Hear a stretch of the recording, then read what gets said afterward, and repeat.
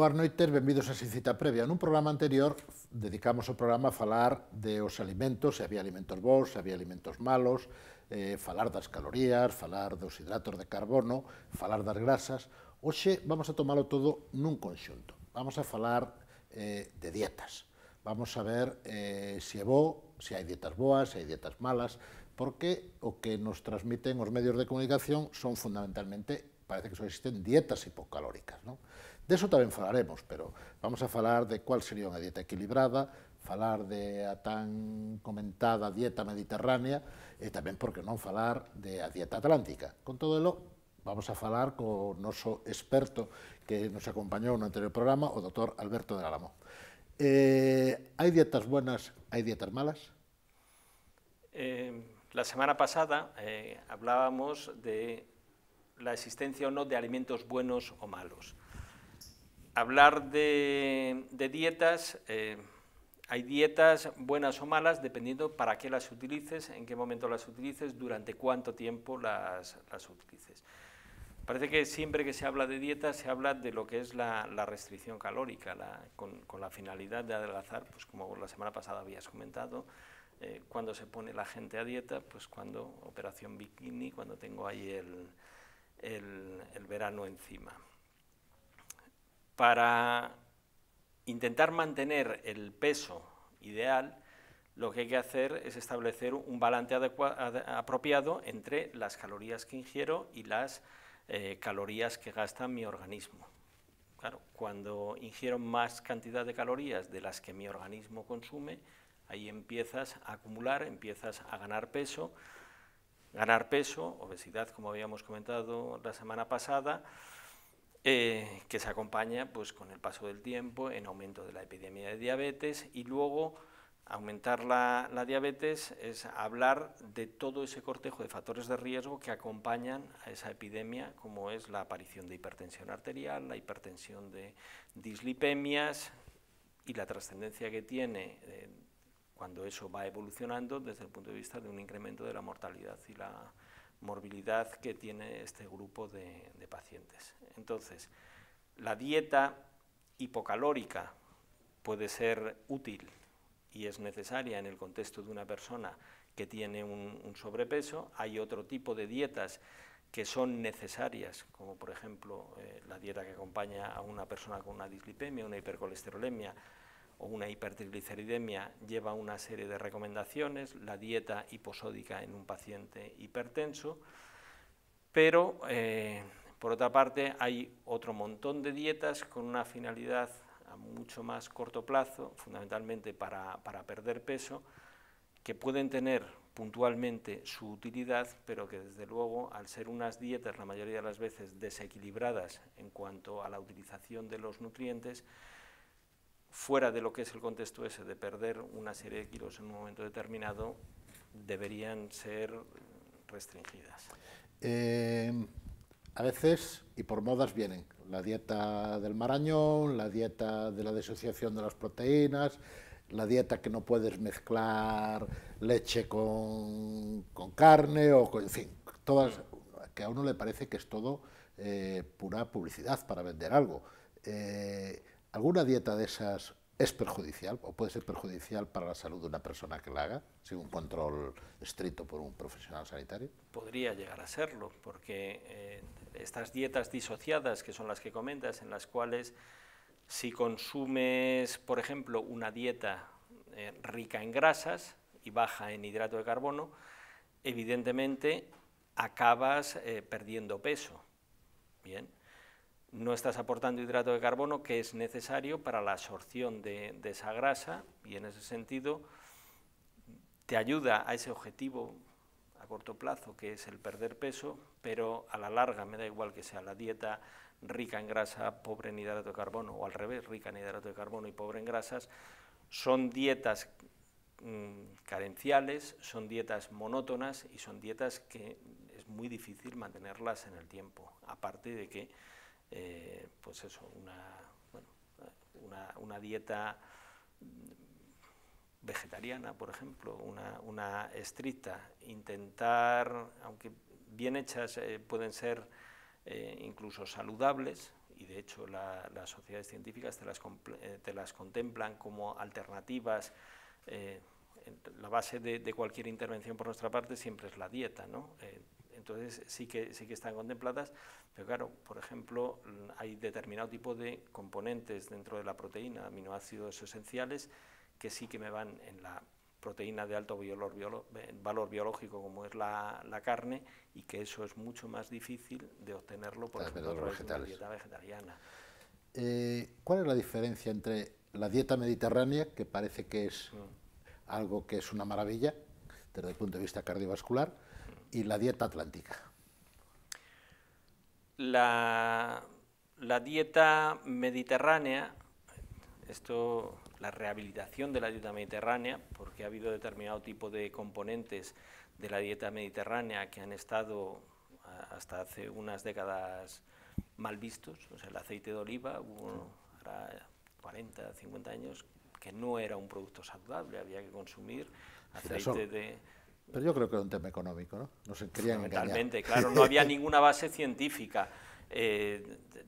Por ejemplo, los omega 3, el pescado azul, también hubo una época en que aquello no era, desde luego, por ese componente graso que tiene, pues no sé, la sardina, el arenque, la anchoa, el boquerón, el salmón, no eran unas dietas recomendables.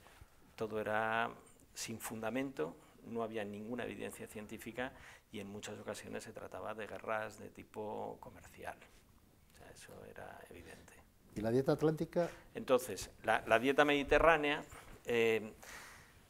empieza a rehabilitarse, entre comillas, allá por los años 50, a través de, o sea, una vez que se publica el estudio de los 7 países un norteamericano de Ansel Keys, en el cual interviene Grande Cobian, que era un médico español que va específicamente a trabajar, y empiezan a ver esos beneficios, que aquellos países de la zona mediterránea tenían menos mortalidad cardiovascular que el resto de países. Empiezan a analizarlo y se dan cuenta de cómo era o en qué consistían estas dietas. A diferencia, dentro del estudio de los 7 países, se eligen países, se elige Yugoslavia, la antigua Yugoslavia, tenía una dieta que era diferente en la zona costera de la zona interior, se utiliza Grecia y dentro de estos Creta concretamente, países como Holanda, como un país intermedio, Finlandia, dietas muy grasas, y ahí tenían ellos altas tasas de mortalidad cardiovascular. La dieta, otro país que participa por razones obvias fue Estados Unidos, y a partir de ahí es donde surge el tema de la dieta mediterránea y su análisis. Posteriormente ha surgido la dieta atlántica. No es muy diferente de la dieta mediterránea, y la principal diferencia quizás sea en el alto consumo que hay en la dieta atlántica de pescados, que dicen que probablemente sea ese efecto beneficioso de este tipo de dietas frente a otras que consumen más cantidad de proteína de origen cárnico, de origen animal. Estamos en una sociedad media, con sus desequilibrios económicos, pero nos están vendiendo vitaminas por todos los lados. ¿Necesitamos vitaminas? Si realmente realizamos una dieta equilibrada, las carencias vitamínicas no existen con una dieta equilibrada. O sea, una dieta equilibrada, antes hablabas de la dieta mediterránea. ¿En qué consiste la dieta mediterránea? Pues fundamentalmente lo que yo le digo a mis pacientes, ¿no? Abuse de frutas, de verduras, de legumbres. Si quiere proteínas, coma más pescados que carnes. Si consume carnes, consuma más carnes blancas, de pollo, de conejo, frente a otro tipo de carnes.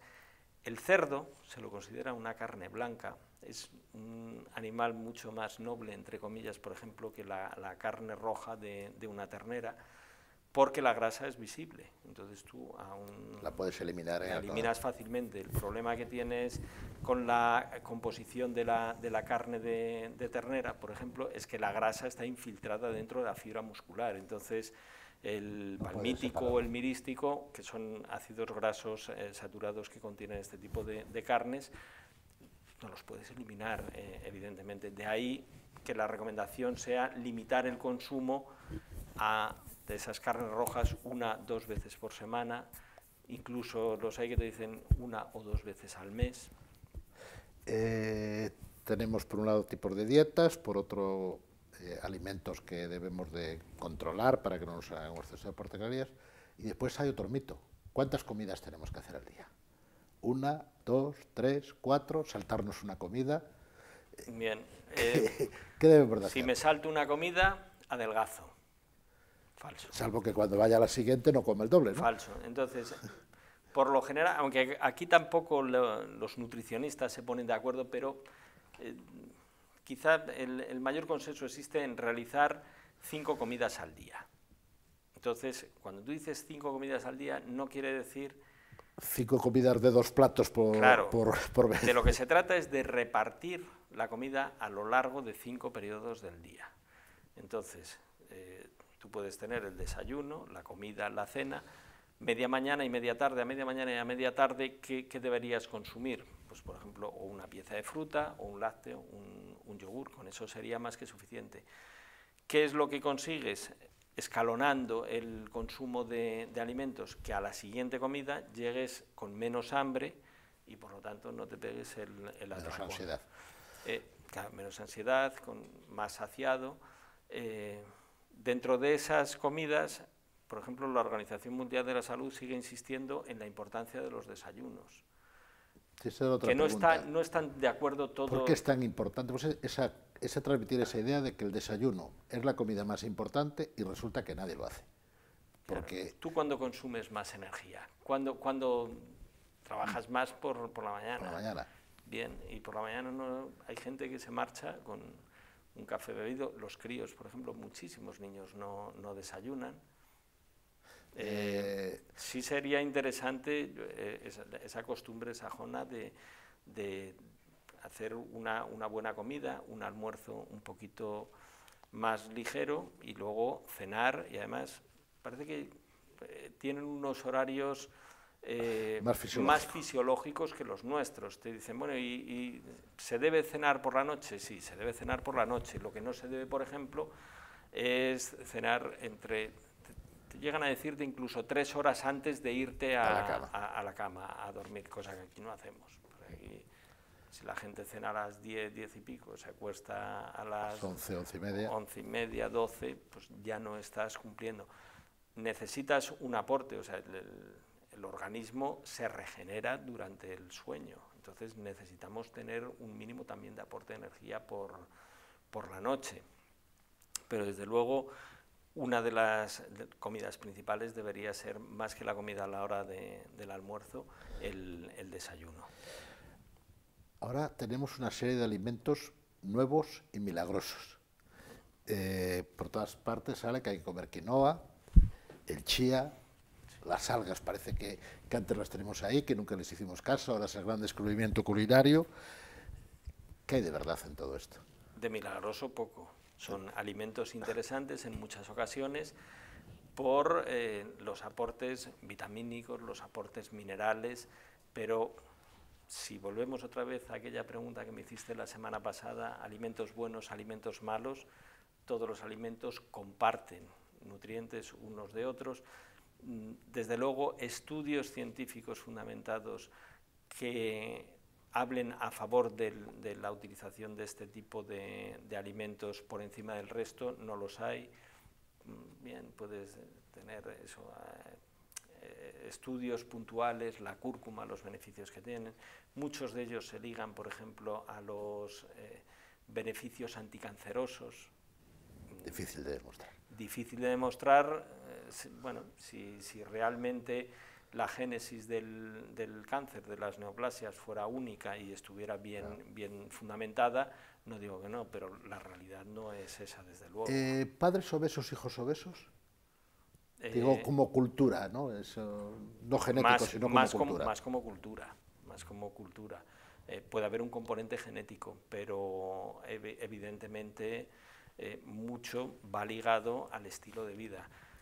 Para engordar, habíamos comentado antes, tienes que mantener un balance calórico positivo, energético positivo. Eso es ingerir más de lo que gasto Y ahí ya enlazamos lo que es, por una parte, alimentación, por otra parte, ejercicio. A diferencia de lo que ocurría, por ejemplo, en este país hace 50 o 60 años, lo mismo que cuando hablaba del estudio de Case, de los 7 países, eran poblaciones con una actividad física mucho más alta de la que se tiene hoy día. Sí. Las dietas eran dietas más restrictivas en cuanto a variedad del consumo de alimentos, alimentos mucho menos elaborados. Todo influye, ¿no? Pero fundamentalmente es eso, o sea, es el estilo de vida del que nos rodeamos. Muchas personas, cuando en la consulta le dices que últimamente ha engordado, que desde X tiempo ha engordado, hay una respuesta muy repetida, por lo menos en mi especialidad por parte de las mujeres, claro, que es lo que yo veo. Me ha cambiado el metabolismo. ¿Cambia el metabolismo a mitad de la vida? Bien, el metabolismo cambia, pero también lo que cambian son los hábitos. Cambian, por ejemplo, en la especialidad vuestra, los niveles hormonales no son los mismos a los 18 años que a los 58. Evidentemente puede tener su parte de culpa, por llamarlo de alguna manera, pero desde luego también cambian los hábitos. Vosotros comentarán mucho el tema de la retención de líquidos, es lo que me hace engordar, no como tanto como para... Bien, si comes más de lo que necesitas, y eso es lo que probablemente está llevando a que exista ese desequilibrio en tu organismo. Tenemos una epidemia de obesidad en estos momentos en España, como no al nivel de Estados Unidos, pero que vamos por ese camino. Sí, sí. Y en esta comunidad es una de las principales comunidades con mayor tasa de obesidad. O sea, está la población canaria y luego ahí andamos Asturias, Galicia, población con sobrepeso, población con obesidad importante. Y habíamos comentado en el programa pasado, aquí lo dramático quizá no son la población adulta que tenemos hoy. El problema lo estamos teniendo con los niños, con esos malos hábitos que serán los obesos de mañana. Me comentaba un profesor que cada vez se ha ido reduciendo las horas de ejercicio en los colegios, de gimnasia. ¿Eso es real? No sé exactamente en el currículum educativo la importancia que se le da, pero vamos, desde luego el ejercicio, lo que es la prescripción del ejercicio, al menos en las consultas nuestras, siempre debería estar presente, a cualquier edad. ¿Qué ejercicio recomiendas? Pues recomiendas un ejercicio adaptado a la edad, a las patologías, a las condiciones físicas de la gente.